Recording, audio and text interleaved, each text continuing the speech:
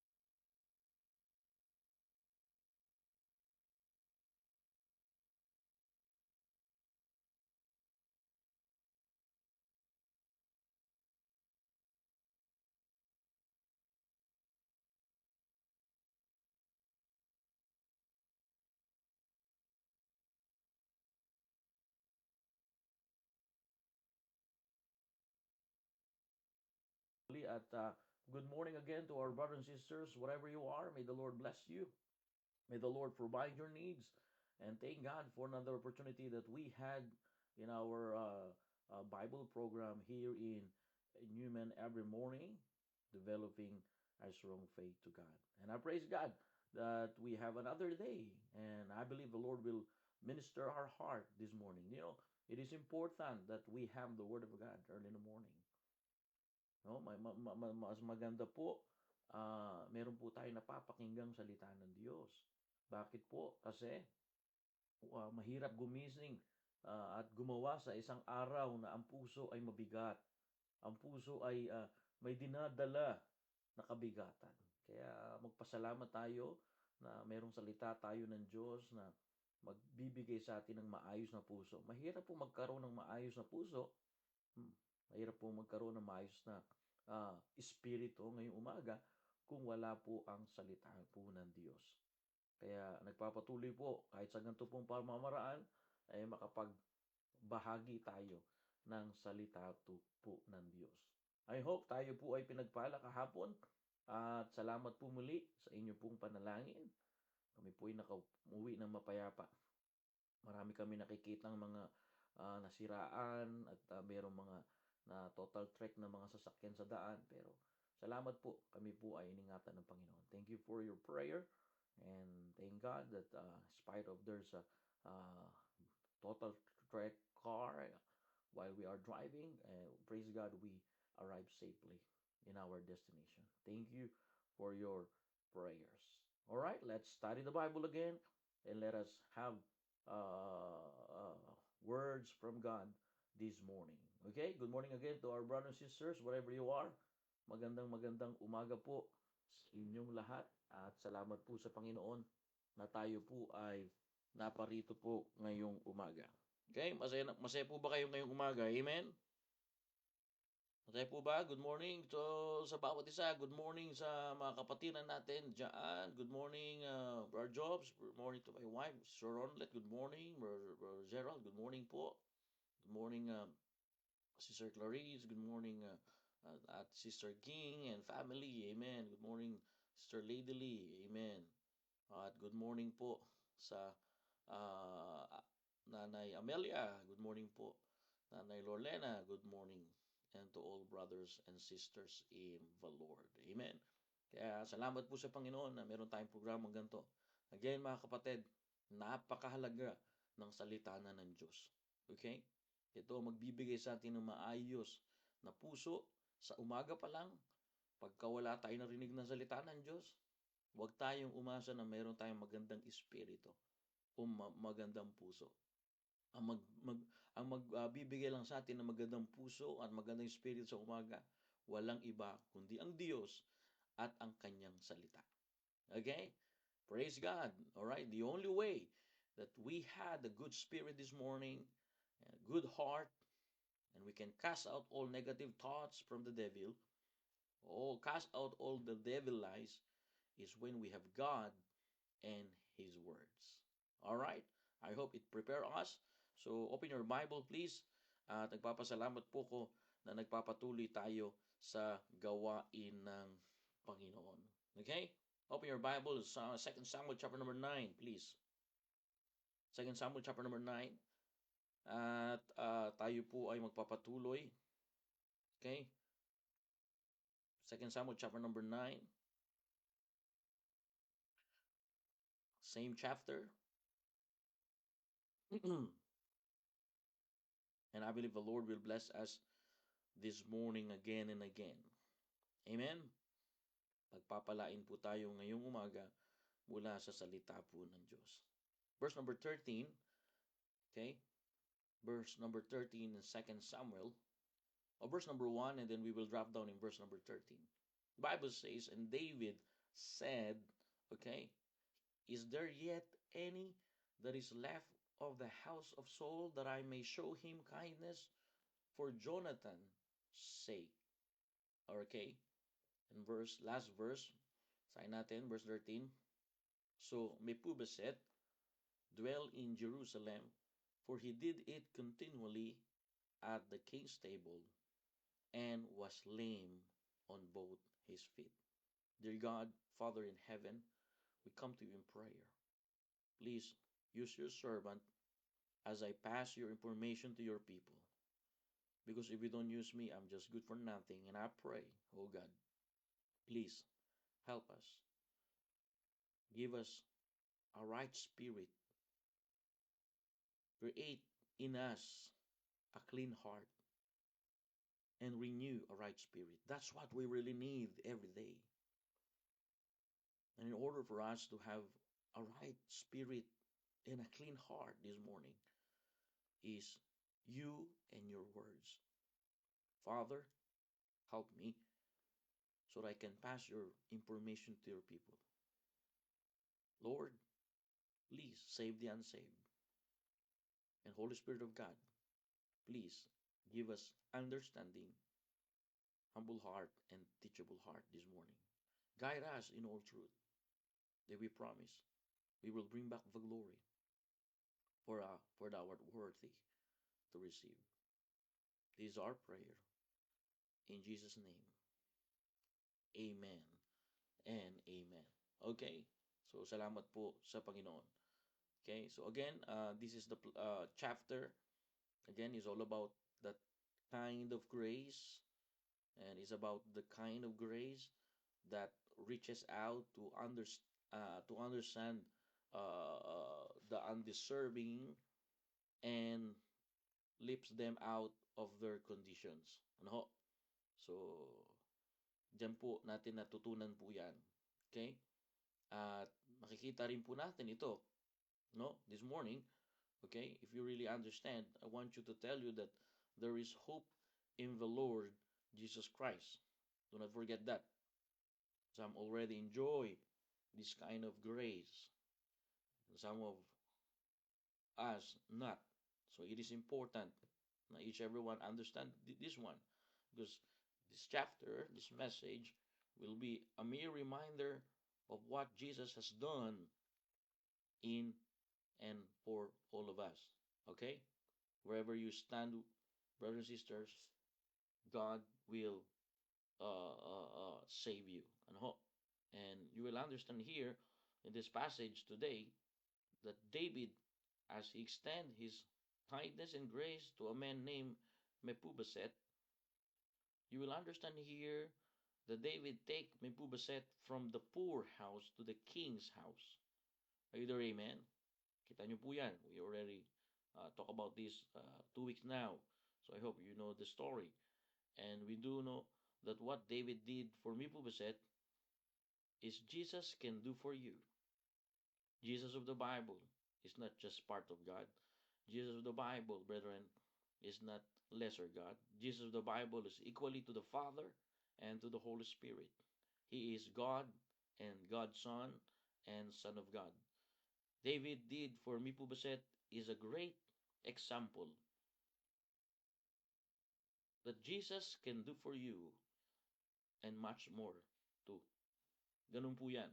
Kaya I want you to show again from these verses, mga kapatid, what kind of a blessing that Mephibosheth received. Ano ho? Number 1, in verse number 13, so Mephibosheth dwell in Jerusalem. Mephibosheth dwell in Jerusalem.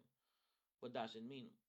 Number 1, Mephibosheth future is a new place. Bagong lugar. The Bible says this man is moved from the poor house to the king's palace. From Ledobar, okay? Ledobar is a place of dry. It's a place of, helpless. All right? And hopeless. But praise God, in verse number 13, the Bible says Mephibosheth is moved from Ledobar to Jerusalem. This man is moved from the poor house to the king's palace. Okay?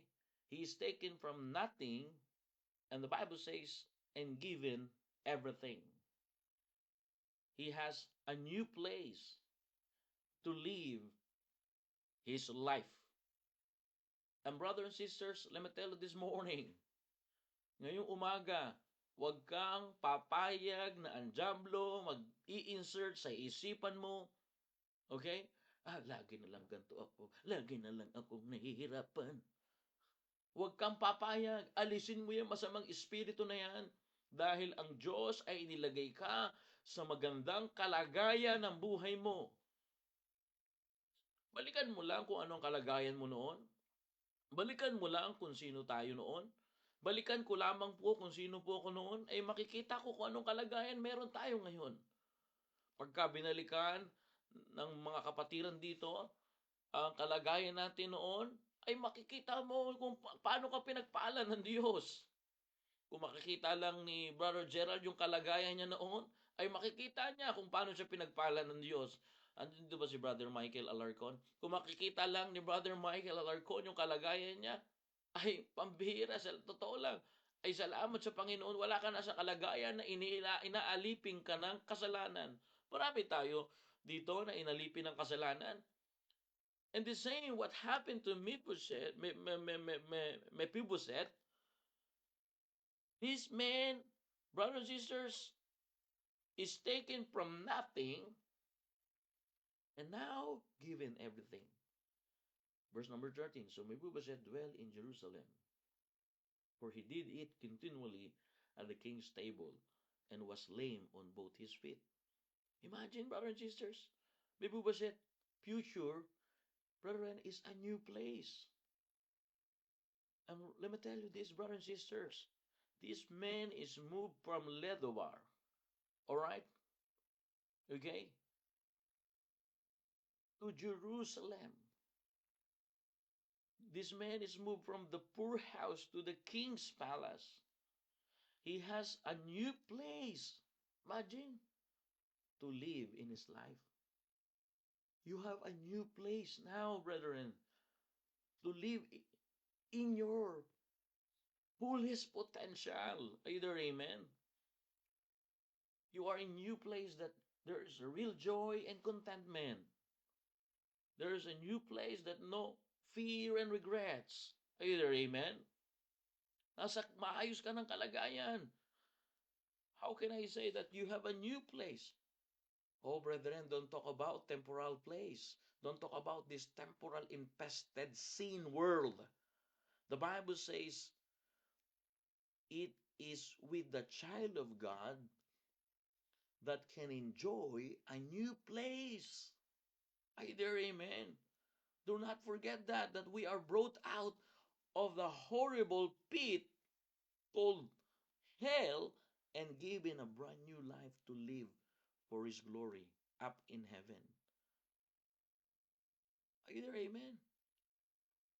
I don't know about you, but the Bible says we have the precious promise that there is a home awaiting us when the pilgrimage of this life is past.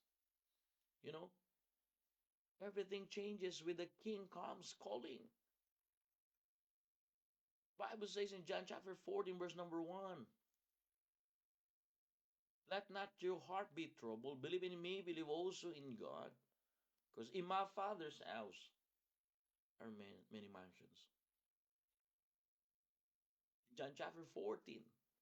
Kaya meron ka ng bagong kinalalagyan ngayon. Pagka tinanggap mo ang Panginoon, nagsisi ka ng kasalanan, pinaniwalaan mong ginawa niya sa cross ng Kalbaryo, ikaw ay ligtas na. Pupunta ka na sa langit. Hindi mo na kailangan magkaroon ng parte sa kaligtasan mo. Kaya nga pagkatapos mo maligtas, magkakaroon ka ng bunga ng banal na espiritu. Ano yung bunga ng banal na espiritu? Basahin po niyo yan. Maalala niyo po yan. Di po ba? Kaya yung buhay mo ngayon, paganda na kasi ikaw ay tagalangit na. Mga kapatid, tayo rito, tagalangit na tayo. Kaya kailangan kumilos tayo ng tagalangit. Ha? Kung tagalangit tayo, yung mga tagalangit, laging masaya yun. Yung mga tagalangit, laging nagmamahalan doon Sabi nga ng Panginoon, kung ano yung nangyayari sa langit ay pwede mangyari sa lupa kung susundin lang natin kalooban ng Diyos. Yan ang kanyang panalangin sa Matthew chapter number 60, chapter 6. Remember, Jesus said, huh? What happening in heaven can happen here on earth if you be willing to obey His will. Thy will be done in earth as it is in heaven. And Jesus said in John chapter 14, let not your heart be troubled. You believe in God, believe in also in me. In my Father's house are many mansions. If it were not so, I would have told you, I go to prepare a place for you. And if I go and prepare a place for you, I will come again and receive unto myself, that there where I am, there ye may be also. Mephibosheth, the Bible says, future is a new place. A new place. And brethren, God gave you a new place. Just let me remind you, we are just pilgrimage in this place. Whether or like it or not, brethren, do not focus too much in the things of this earth. Yeah, we need money to buy and pay bills. Alright, we need that, but do not focus. Kaya, mabilis kang magtampo, mabilis kang mapanghinaan, yung focus mo. Ang focus mo dapat, binigyan ka ng bagong kinalalagyan. Anak ka ng Diyos, yan ang kinalalagyan mo. Anak po tayo ng Diyos, yan ang kaya nga, nakakalungkot sa isang anak ng Diyos na nagpapaalipin pa sa kasalanan. Manalangin tayo, sumikapin natin na tayo ay ibalik ng Panginoon bilang akalain mo anak ng Diyos, pero hindi alipin pa rin ng alak. Kaalisa na yata kayo dito. Either amen. Anak ng Diyos, alipin pa rin ng pagiging babaero. Inalipin ang kasalanan. Anak ng Diyos yun. Merong lugar na nilagay sa iyo ang Diyos. Yan yung lugar kung saan ka mapapabuti. Yan yung lugar. At binigyan tayo ng lugar. Ang sabi ng Panginoong Yesus, Jesus gave us a new place. Jesus gave us a new place. Brethren, we have the precious promise from our Lord. There is a home awaiting us when the pilgrimage of this temporal world life is past.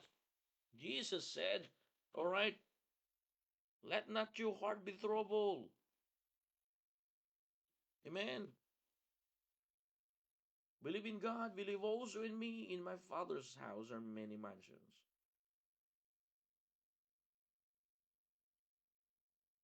If it were not so, I would have told you, I go to prepare a place for you.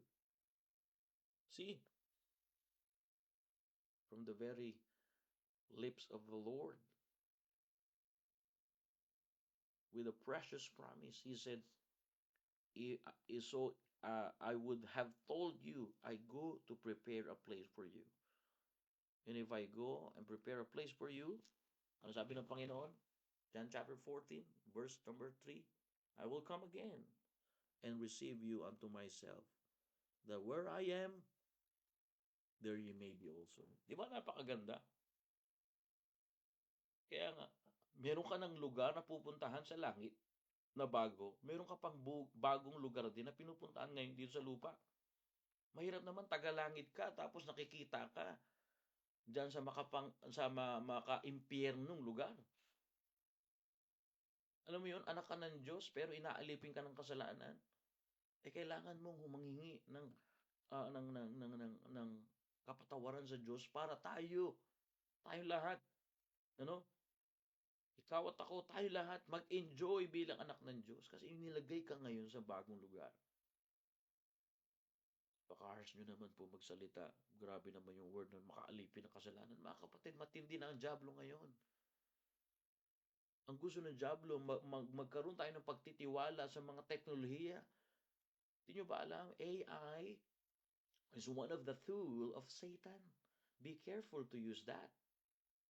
Why? Because before you know it, you trust AI rather than God. You trust AI words rather than God's word. Be careful, my friend. AI gave you a lot of information. And before you know it, diba? That's what happened in Genesis chapter 3. The serpent, the old serpent, Satan, introduced, all right, knowledge. He said to Eve, I will give you more knowledge and you will be also God. And that's what the purpose of AI.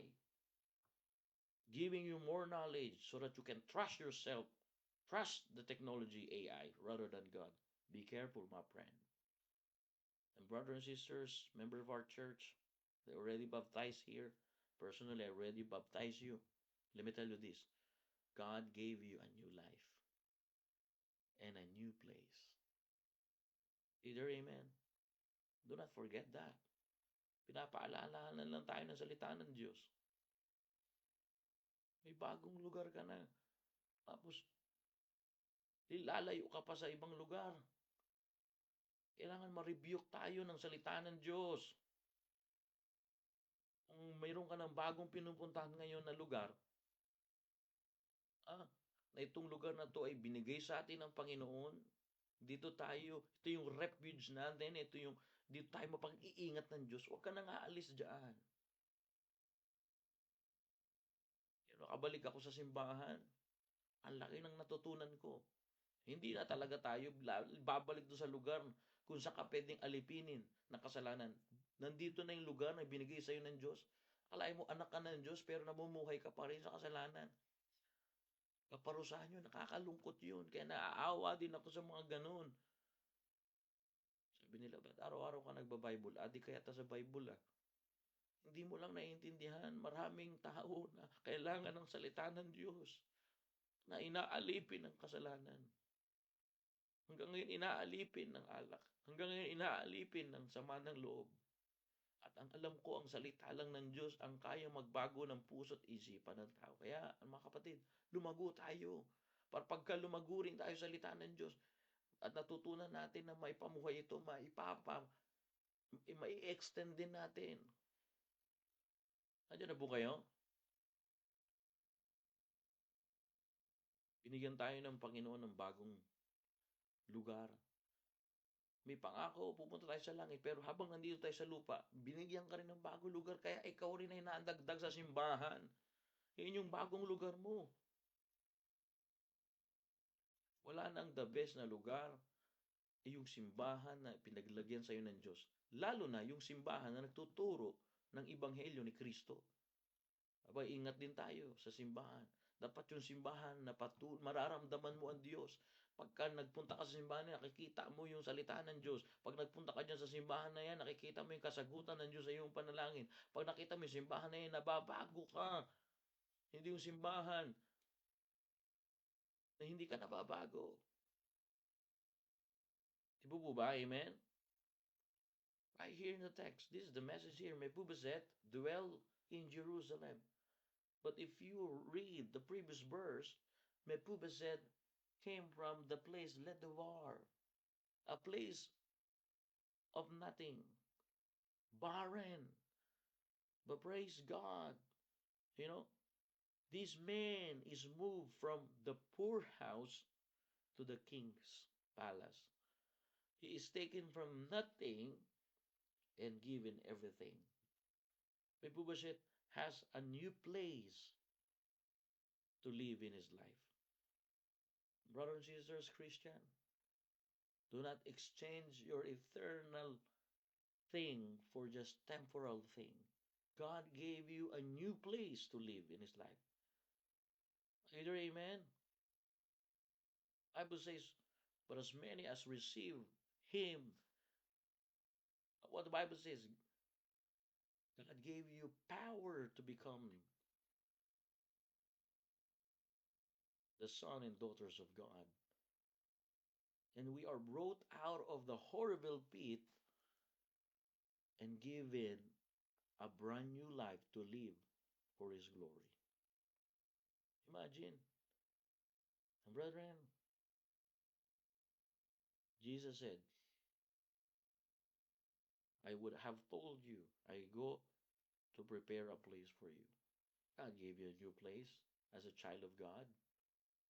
Don't exchange that. Don't allow the sin vanish you as a child of God.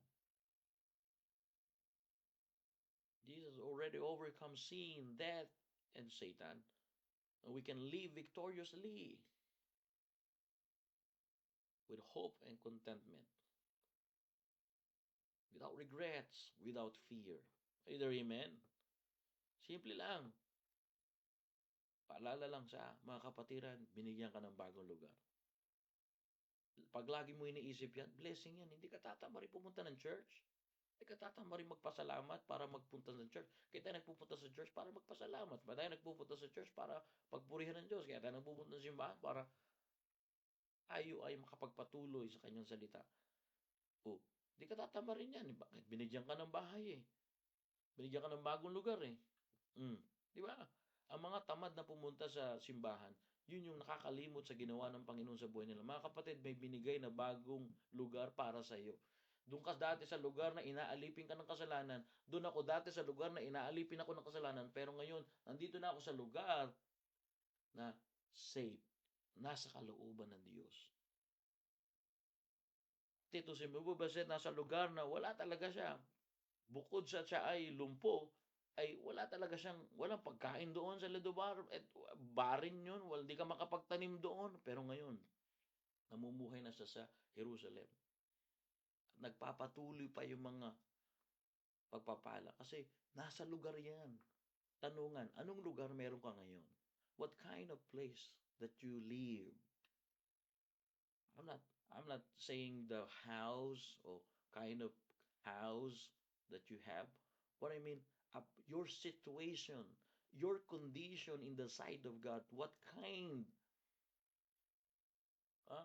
right now, what kind of situation or place that you are in, is important. This man is moved from the poor house. This man is moved from nothing and given everything. He has a new place to live his life. Kailangan mapagdiinan eh. Baka nagpipreach dito. Devotion lang po pala yun. Pero kasi minsan, kailangan mabuksan yung ating isipan. Binigyan ka ng Diyos ng bagong lugar. Pangalawa, verse number 7. The Bible says, and David said unto him, fear not. Okay, verse number 7 po. Fear not, for I will surely, okay, show thee kindness for Jonathan, thy father's sake, and I will restore thee. Yan yung keyword din dito. And I will restore thee all the land of Saul thy father, and thou shalt eat bread at my table. Wow. Galing. Verse number 10. Thou therefore and thy son and thy servants that till the land for him, and thou shalt bring in the fruit, thy master's son may have food to eat. But Mephibosheth, thy master's son shall eat bread always at my table. Now Siba had 15 sons and 20 servants. Not only God gave us a new place, but number 2, a new provision. A new provision. David said, fear not, for I will surely show thee kindness for Jonathan thy father's sake, and I will restore thee all the land of Saul thy father, and thou shalt eat bread at my table continually. This is quite different, brethren. And verse number 10, thou therefore and thy sons and thy servants shall till the land.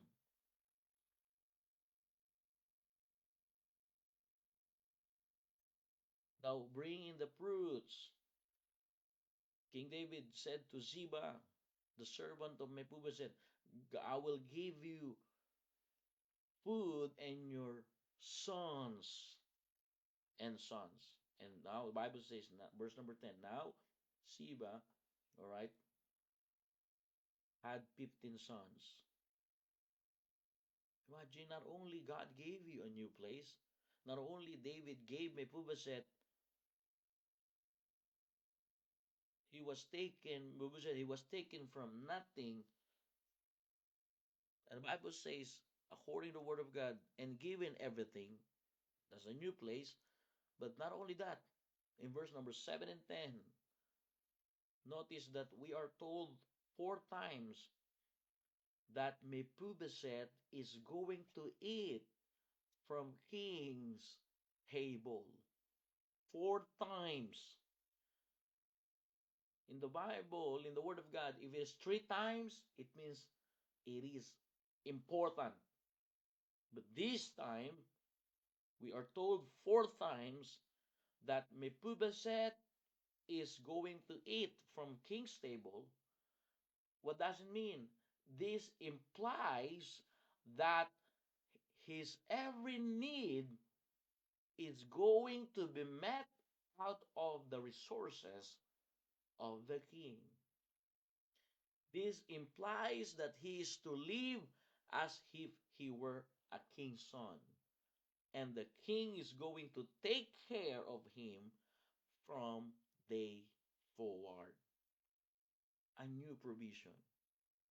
Do you know, when we ask the Lord Jesus to come in our heart, when we receive the King of Kings and Lords of Lords as our personal Savior, He did not only He prepared a place for you, a new place, but He gave you a new provision. Brethren, the same promise belongs to the child of God that adopted through the Lord Jesus Christ. This morning, when we get into God's family, we become His responsibility, and He has promised to take good care of His own. Either amen? Thank God. Magpasalamat tayo. Kaya hindi natin nararamdaman yung provision ng Diyos. Puro tayo reklamo. Bakit ginawa to ng Diyos sa akin? Hindi ginawa ng Diyos yan. Yung baha ba sa Metro Manila, gawa ng Diyos? Hindi Diba, Ate Ging? Hindi naman gawa ng Diyos ang baha dyan sa Manila. Ang may gawa niyan yung mga basurang itinapon nyo, nagbaha na dyan.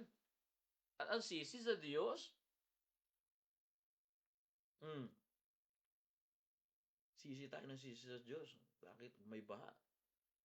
Sino nagpuputol ng puno sa Luzon? Sino nagtapon ng basura sa drainage?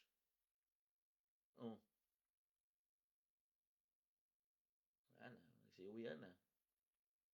Ayaw na mabuksan ng kanilang isipan. Sino pa ba nandito? Para mabati na lang. Batian na lang nga tayo. Good morning po, Brother Jamber. Dito. Tapos sino pa? Si Sister Jessica. Ayan. Sino pa po nandyan? Si Ma'am Shirley Calerio. Good morning po. Ano pa ba dyan nandyan? Si Tristan Escudo. Good morning po sa inyo. Si Sister Jaja. Okay. Sisi ng sisi sa Diyos. Pinarurusahan nyo kami, Panginoon. Marami nagkakasakit sa amin. Katanungan. Sino nagtapon ng basura? Di ba tayo? May tamang tapunan. Pero tinatapon natin sa bintana, tinatapon natin sa ilog, yung mga basura. Tapos pagka bumara sa drainage, mababaha tayo. Tapos ang sisi sa Diyos. Kapatid, araw-araw may provision sa atin ng Diyos. Dapat tingnan natin yun. Hindi pwedeng pagkaginising ka ng Diyos, ay parang ang dating, pagkaginising ako ng Diyos, parang, lagi na lang ganito, ang bigat. Hindi yun, mga kapatid. Maraming gusto magtrabaho, pero hindi makapagtrabaho. Maraming maganda ang trabaho, pero hindi makapagtrabaho. Bakit? Nasa banig ng karamdaman. Pero ikaw, may kalakasan ka, tapos nagrereklamo ka sa trabaho mo.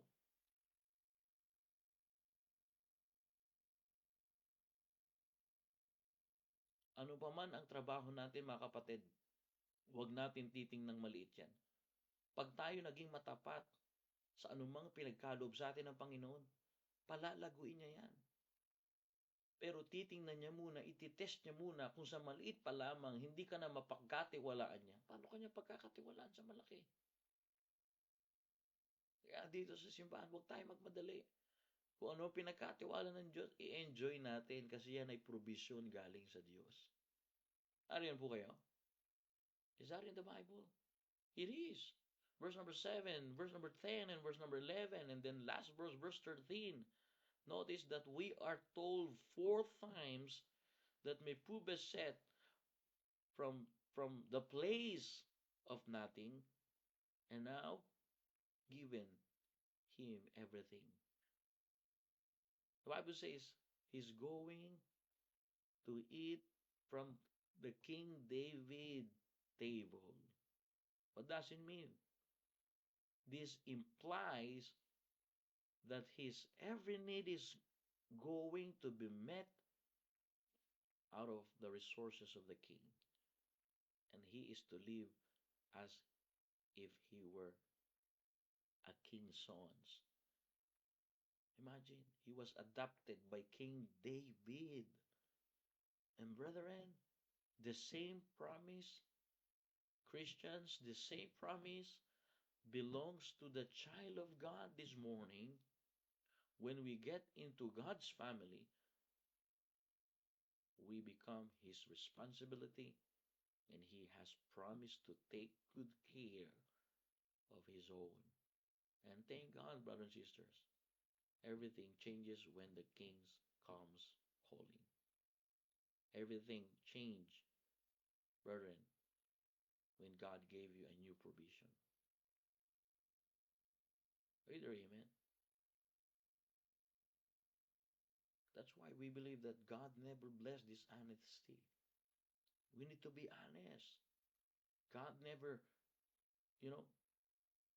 bless our life if you are complacent and always complain. We need to thank God, We need to thank God, brothers and sisters, that everything changed when the King comes calling. Either amen. It is in the Bible. Mephibosheth had a new place. Mephibosheth had a new provision. Either amen.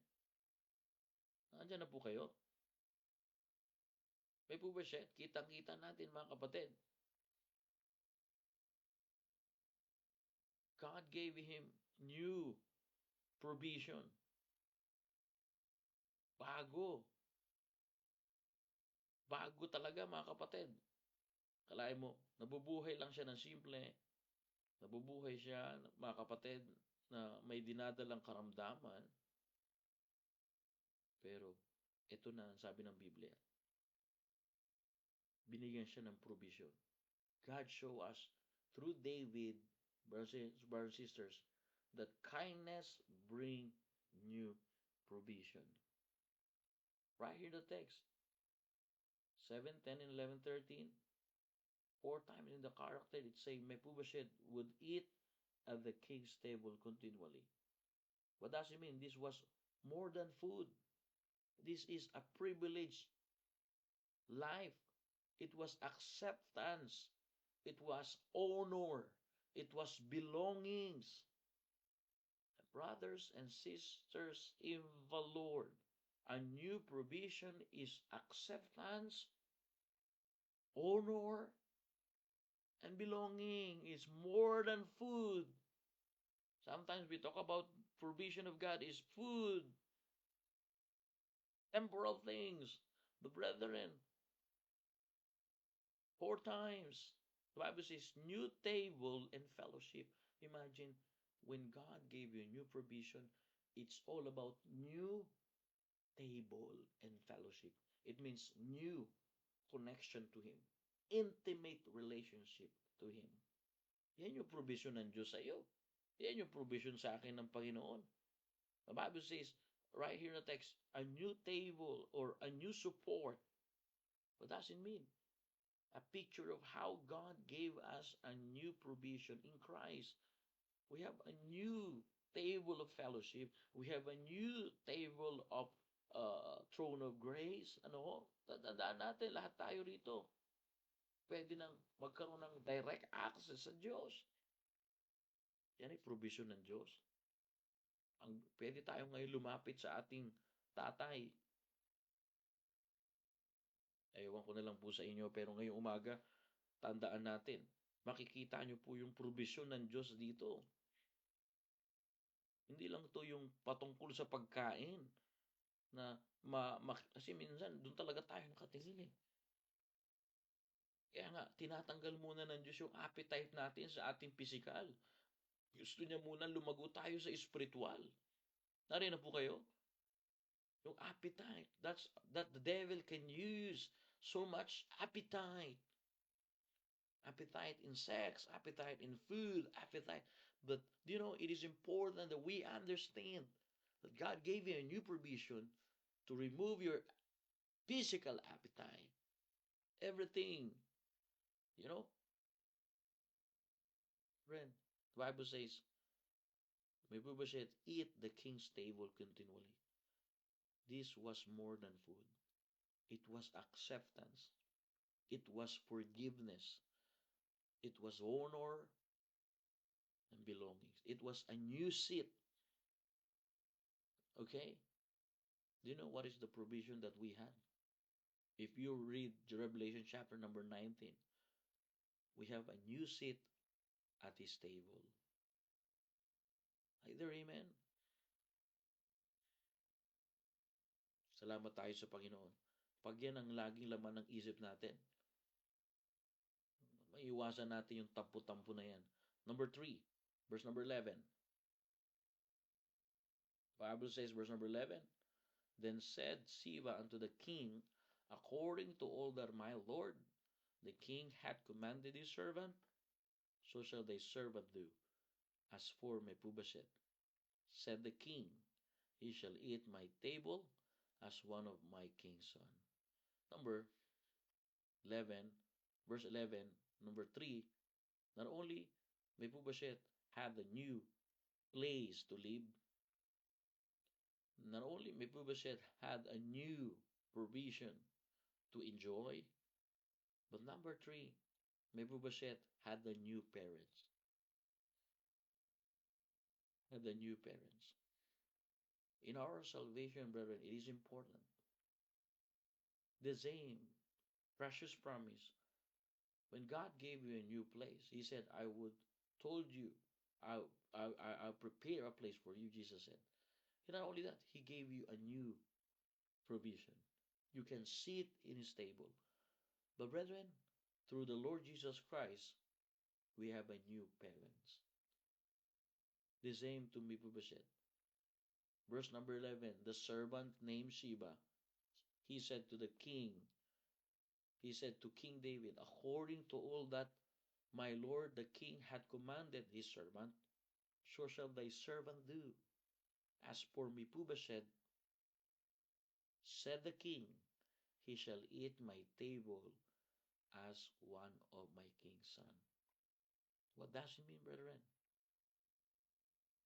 Mephibosheth had a new parents. His dad is one of the closest friend of David, Jonathan.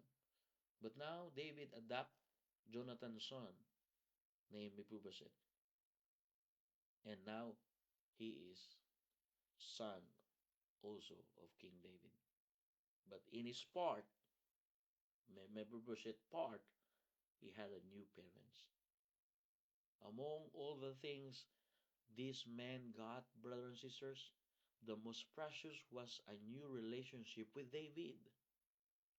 The king was his enemy that morning, but at the nightfall, he was his father. David adopted Mephibosheth into his family, and he became one of the member of the family of David. Brethren, I'm done. I'm just remind you this morning. especially to our brothers, sisters, and members of our church. This is the same thing that happened to every repentant sinner. That instant that a sinner trusts Jesus as their Lord and personal Savior, that sinners ceases being the enemy of God and become a child of God. Remember in 1 John chapter number 3, verse 1 and 3. God becomes our Father and we become His children. You know, it is a special and intimate relationship that we are given in the Lord Jesus Christ. Wherein, as His Son, I can dine someday in His table, as become His sons and daughters.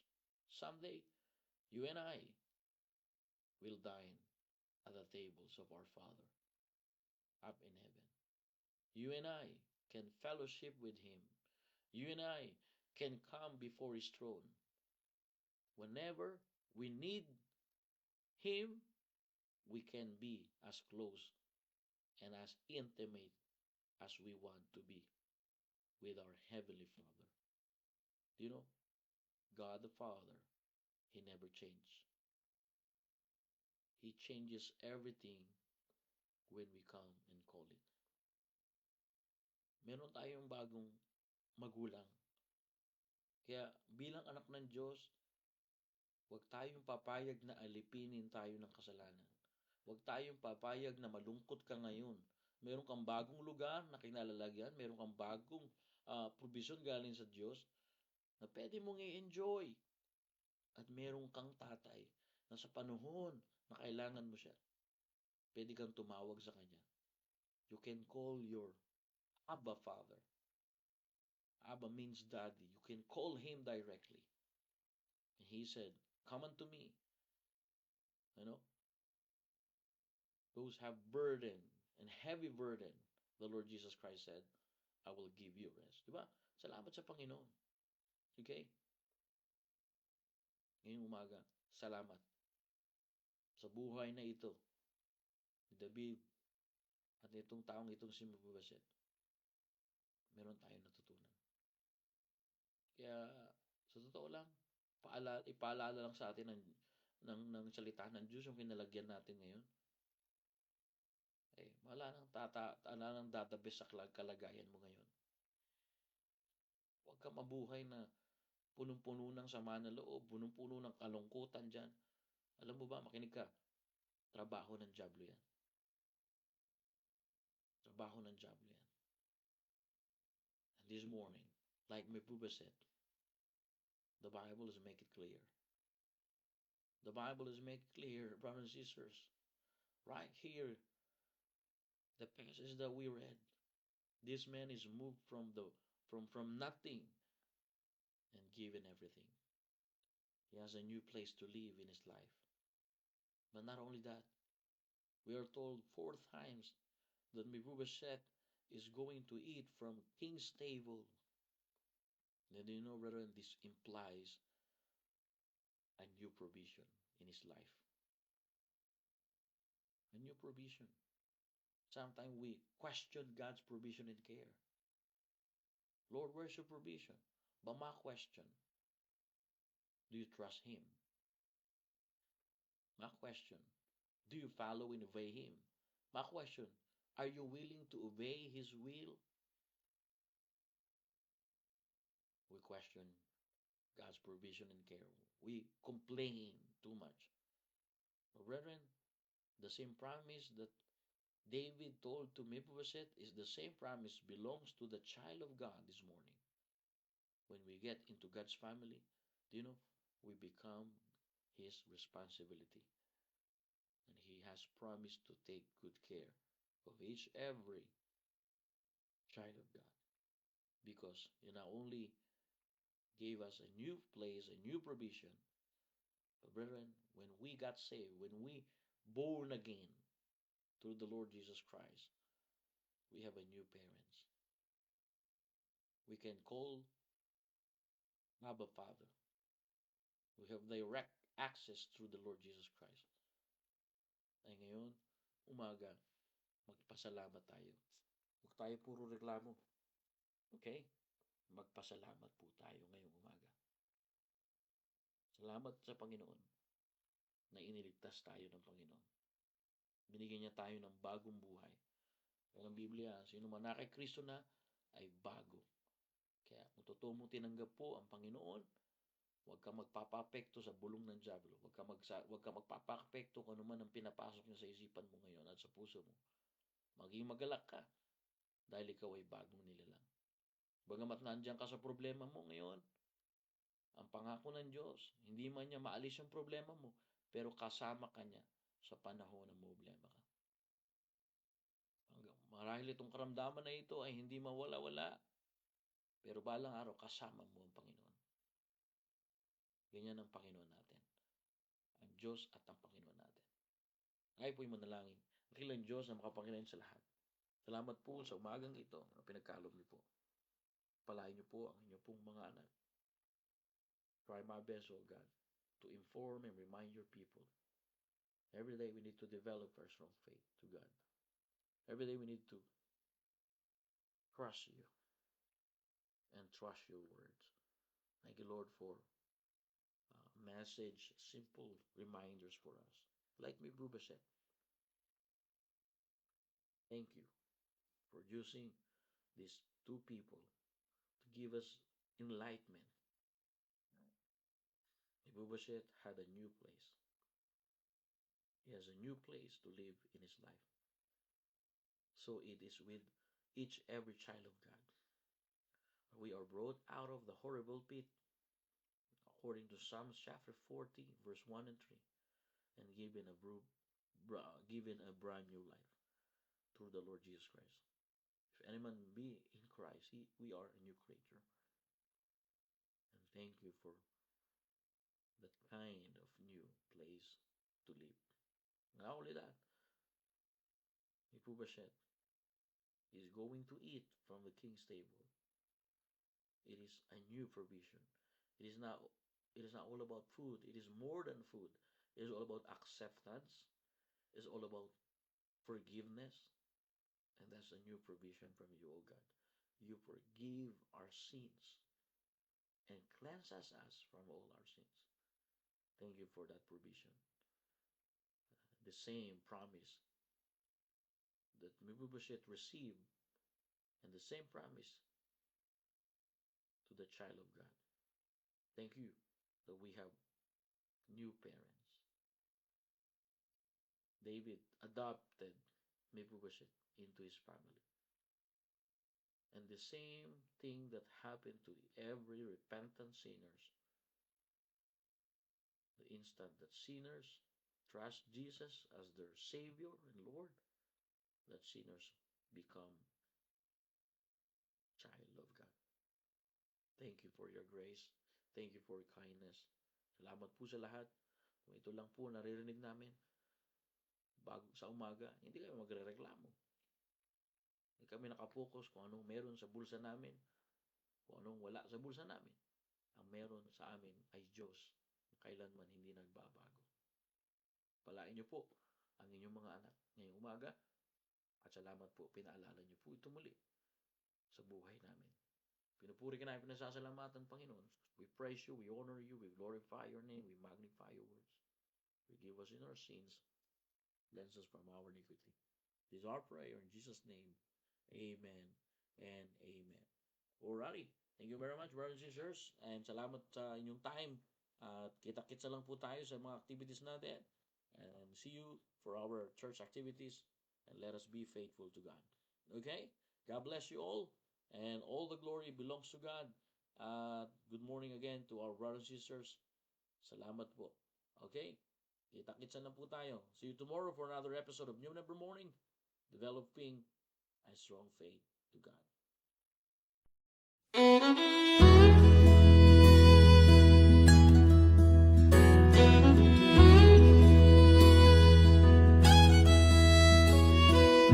preacher got up and said, stand to your feet. We'll start with a prayer. If you have a need, let it be heard, saints, let it be known.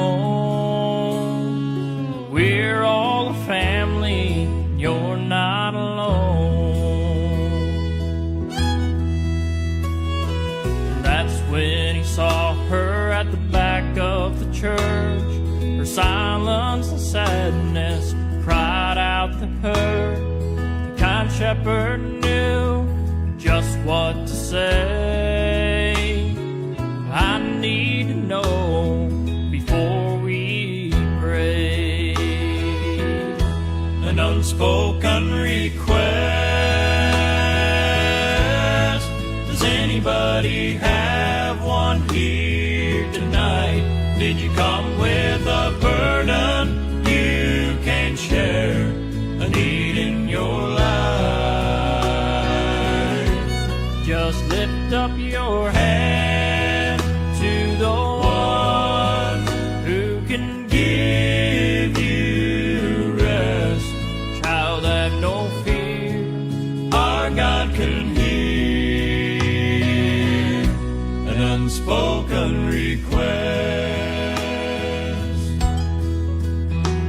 Well, the preacher whispered as she raised her hand, sweet Holy Spirit, come by her and stand. As the tears started flowing, he had no doubt that in the throne room of heaven her secret was out. An unspoken request. Does anybody have one here tonight? Did you come with a burden you can share? A need in your life? Just lift up your hand to the one who can give you rest. Child, have no fear, Our God can hear an unspoken request.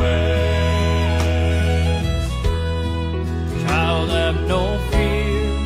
Our God can hear an unspoken request.